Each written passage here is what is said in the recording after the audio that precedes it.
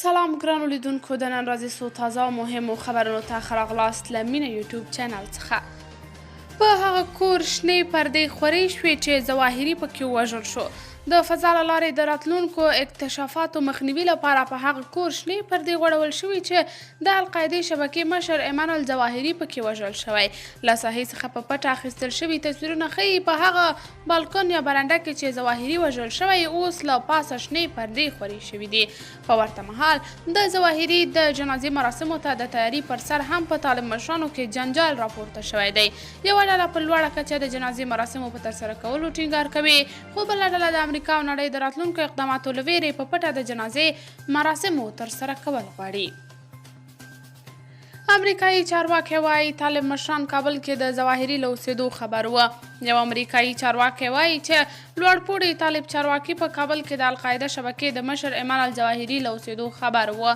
دغه امریکایي چارواکی چې د نوم نه ښودلو په شرط د الظواهري د وژل کېدو په اړه رسنیو ته معلومات ورکړي، ویلي الظواهري له څو میاشتو راهیسې د امریکا تر څار لاندې و او د هغه د وژلو عملیات په تیرو 2 میاشتو کې د امریکا له ولسمشر جو بایډن سره په همغږۍ پلان شوي و.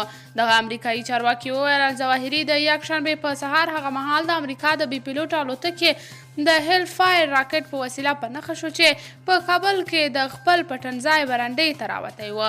د یکشنبې په ورځ د اسد میاشتې په 9مه نیټه کله چې د کابل په شیرپور سیمه کې پر یوه کور د راکټ لګېدو راپورونه خپاره شول، نو د ورځې په اوږدو کې د طالبانو د حکومت څو ویاندویانو تایید کړه چې پر ودانۍ راکټ لګېدلی، خو د تلفاتو خبره یې رد کړه. خلک وایي امتیازات به پاکستان واخلي، خو بدنام پکې طالبان او افغانستان شو. طالبان وایي د امریکا هوایي برید د ټولو نړیوالو قوانینو خلاف عمل دی. د طالبانو حکومت په کابل کې د امریکا ډرون هوایي برید په کلکو ټکو غندلی دی. د طالبانو مرکزي ویان ذبیح الله مجاهد په ټویټ پیغامونو کې ویلي چې په لومړي سر کې شک کېده چې دا به یوه چاودنه وي، خو د امنیتي او استخباراتي اداراتو څېړنو وښوده چې دا برید بې پیلوټه امریکایي الوتکې کړی دی. نوموړي دا نه دي ویلي چې برید پر چا او څنګه شوی دی، خو وایي دا د ټولو نړیوالو قوانینو خلاف عمل دی. مجاهد همداراز زیاتوي چې د امریکا برید د دوحې د هوکړې خلاف عمل او دا چاره به د دواړو لورو ترمنځ اړیکې سختې زیانمنې کړي او ناوړه پایلې به ولري. د پاکستان د پوځ یوه هلیکاپټره چې 2 جنرالان هم پکې سپاره و ورکه شوې. په پاکستان کې چارواکي وایي د پوځ یوه هلیکاپټره چې د یو جګپوړي جنرال په ګډون پکې 6 تنه سپاره و او د بلوچستان په ایالت کې د سیلاب ځپلو سره د مرستو په عملیاتو کې برخه اخیسته ورکه شوې ده. د پاکستان پوځ دوشنبه د اګست په لومړۍ نیټه چې د زمري له 10مې نیټې سره برابره ده ویلي چې د هلیکاپټر د بلوچستان ایالت د لاسبیلا په ولسوالۍ کې د سیلاب ځپلو سره د مرستو چارې څارلې چې د کنټرول خونې سره یې اړیکه پرې شوه. پوځ او ځایي مطبوعاتو ویلي چې په هلیکاپټر کې د سیمه ییز قلو اردو قماندان ډګر جنرال سرفراز علي او د پاکستان د ساحلي ګارد عمومي مشر برید جنرال امجد حنیف ستی او نور جګپوړي کسان سپاره وه. د پاکستان پوځ ویلي چې د ورکې شوي هلیکاپټر یې لټون روان دی، خو نور جزئیات یې نه دي ورکړي. د پاکستان د طبیعي پیښو سره د مبارزې ملي ادارې ویلي چې د موسمي بارانونو څخه وروسته راغلیو سیلابونو د بلوچستان په ایالت کې لږ تر لږه 146 کسانه وژلي او زرګونه کورونه یې وران کړي دي. جو بایډن وایي کابل کې مو د الظواهري پر ضد بریالي عملیات ترسره کړل. امریکا وایي افغانستان کې په یوه هوایي برید کې د القاعده شبکې مهم غړی ایمانویل ظواهري وژلی دی. د امریکا ولسمشر جو بایډن په سپینه ماڼۍ کې د خبرو پر مهال وویل چې له څه مودې راهیسې په کابل کې یو هدف په نښه کړی و، خو 10 ورځې وړاندې یې د امریکا مرکزي استخباراتي ادارې ته د دغه هدف د ویشتلو امر کړی دی. د په وینا په دې برید کې د القاعده شبکې مشر ایمانویل ظواهري وژلی دی.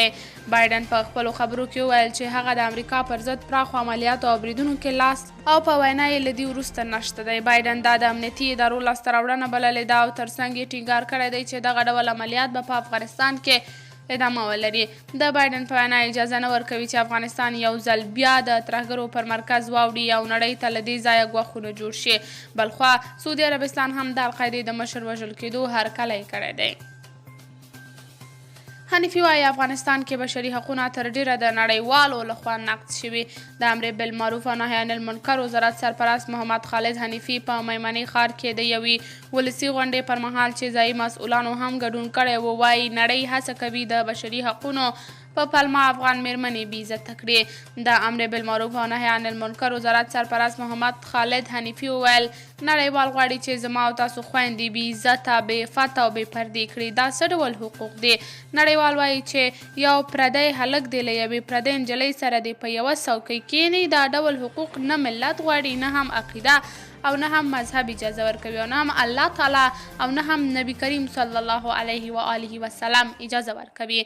د امر بالمعروف او نهي عن المنکر وزارت سرپرست وایي نړیوالې ټولنې په افغانستان کې له بشري حقونو سرغړونه کړې ده. هغه زیاته کړه ماشومان، ورونه، میندې او خویندې شهیدانېدل، ښوونځي بمبارېدل، جوماتونه بمبارېدل او شهیدان کېدل، مدرسې بمبار کېدې. بشري حقونه چیرته ول او محبس یې زموږ له علماو او مجاهدینو یې ډکول او سپی یې خوشي کول. هغه وخت بشري حقونه چیرته ول؟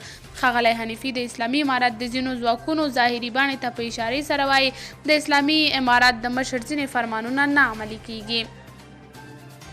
په کابل کې د پاکستاني پلاوي او ټي ټي پي مذاکرات پای ته رسیدلي. په کابل کې د پاکستاني پلاوي او پاکستاني طالبانو ترمنځ د خبرو وروستی پړاو له کوم مهم پرمختګ پرته پای ته ورسېد او پاکستانی پلاوی تېره شپه بیرته پاکستان ته ستون شو.